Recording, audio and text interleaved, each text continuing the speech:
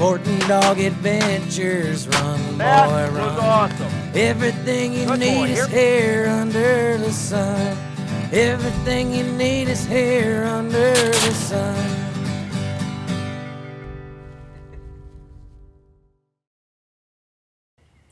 One of the biggest mistakes people make when they're working with their new retriever or training a dog that is a little older to hunt is not finishing certain commands so that you're basically building the dog and proofing them so that you can have them be successful in the field. The most important command you're going to deal with outside of your obedience is the hold command. Hold is something that every dog should be worked with and encouraged to do from when they're a puppy to their formal training. It is something that is part of the concept called trained retriever force fetch, and it is paramount to your dog performing well in the field and bringing birds back to you. You can look at a Labrador Retriever almost as a conservation tool that you can use because you are having them bring back your downed and wounded game. And if you don't have your hold command completely finished, what will end up happening is the dog will drop the bird, and if the bird still has life in them because they've been wounded, you could potentially lose the bird. Now, people don't realize that or don't look at that, but what you need to kind of have in your mind is, let's say you're out in the great state of Kansas and you're pheasant hunting. You hit a bird, the dog goes over, picks the bird up, brings back your big Kansas rooster, and the bird is winged. It's just hitting the wing. The dog drops it 10 feet from you. The bird runs into the cover where 20 birds just ran through. The dog's not going to know which bird was the wounded one, and it's going to follow the scent. And because it dropped that bird, there's a very good chance that you won't recover that bird. Now, that bird needs to be counted as your bag limit, but you're not going to have it in your bag. So it is something to consider. The other way would be if you were waterfowl hunting. The dog brings the bird back, you shot a duck, it's winged. The dog drops the duck out in the water 5 feet from where you are, and everyone's had this happen where the duck dives down and never comes back up.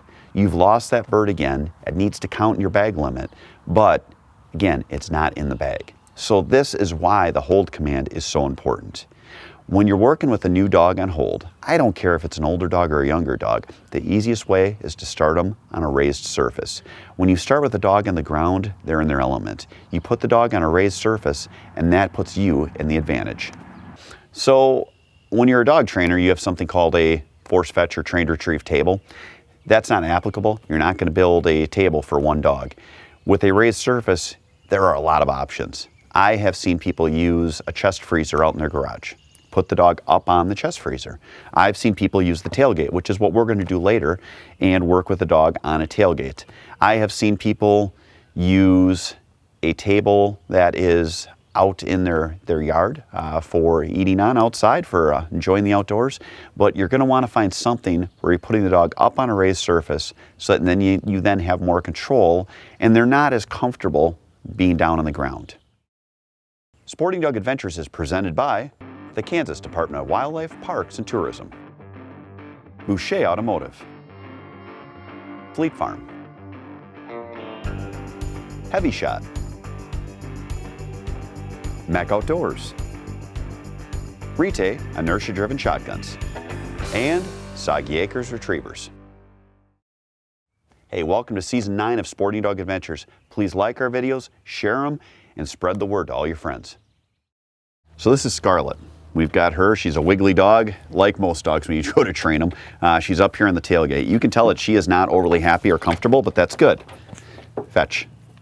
Hold. So we're going to put the bumper in her mouth. Hold. I like to keep their head up because when a dog is going to spit a bumper out, they're more apt to put their head down. Hold. Good girl. Hold. Hold. Again, giving lots of praise. Hold. You can see her tail wagging. Drop. Good dog. Oh, good dog. Oh, are you good? Oh, yes. Sit. Again, it's keeping them happy but not getting them so they're completely out of control. I like to have my hand in their collar so that I'm holding them and I'm controlling them so they can't jump off and hurt themselves or hurt me. But again, it is fetch, hold, good, hold, hold, good dog, hold. When you get an excitable dog, hold.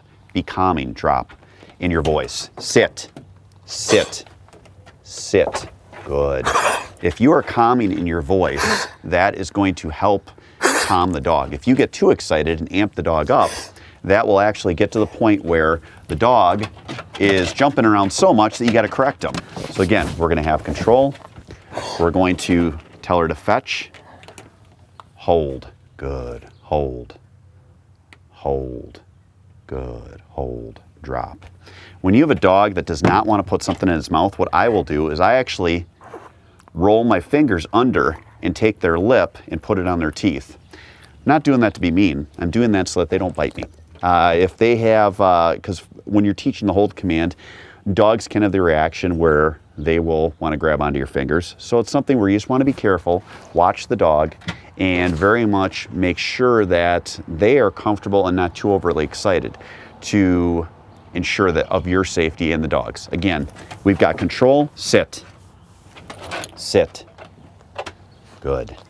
We've got control, we're telling her fetch, good, hold, hold, good, hold, good, drop. And then we're taking the bumper out. Again, if you need to open the dog's mouth, you start here, take their lip, have it with the teeth. They aren't going to bite themselves, and then you can slide the bumper in. That is, in essence, what you're going to work on for at least a week to 10 days while you're up on a raised surface. Again, the dog is going to be quite wild at the beginning, and then you're going to get to the point where it's like Scarlett, where she just puts the bumper in her mouth because we've praised her so much. Hold it, good. Fetch, hold, good. Good girl, hold, good. Hold it, good dog, hold, good. Drop. You got to use your command that you want the dog to put the bumper into your hand. I use drop, some people use give, but fetch, hold, good dog, good, hold. You can tap under their chin when the bumper's getting a little loose to try to encourage them to hold it. Hold, good dog, hold, good dog, hold, good. But again, if you watch the tail and the tail's wagging, you're doing a great job as a trainer. Now that we've had the dog up on the raised surface, we're going to have a dog and show you what a dog would be like when you're walking with them at heel and teaching them hold on the ground. We're first going to start with the dog at hold, sitting, teaching them hold, again, giving them lots of praise, and we're going to transition to where we do multiple things. This is a really cool thing. You can work on your obedience as well as your hold command with a dog and kill two birds with one stone. So it's walking with the dog, telling them heel, hold, good dog, hold, good dog. If you watch the dog while I'm walking with it, the dog is very excited. The dog is wagging its tail, the dog is happy.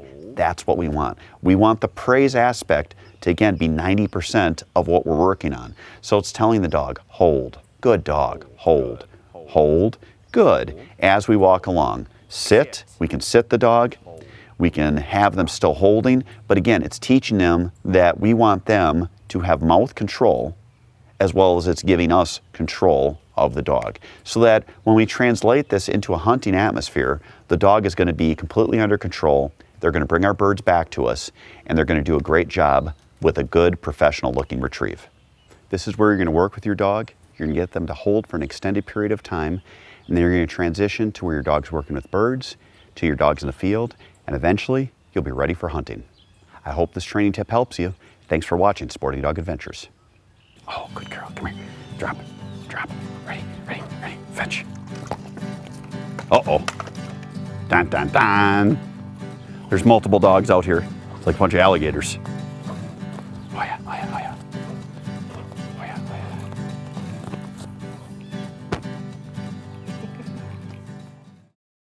oh yeah. Nothing beats a good pheasant hunt with my sons. We're headed to Kansas this winter. The state has some of the world's best populations of upland game, making it one of America's top bird hunting destinations. Kansas provides mixed bag opportunities and 1.5 million acres of public hunting lands. All that makes Kansas an ideal destination. The season runs from the second weekend in November to the end of January. Go to ksoutdoors.com and plan your trip today.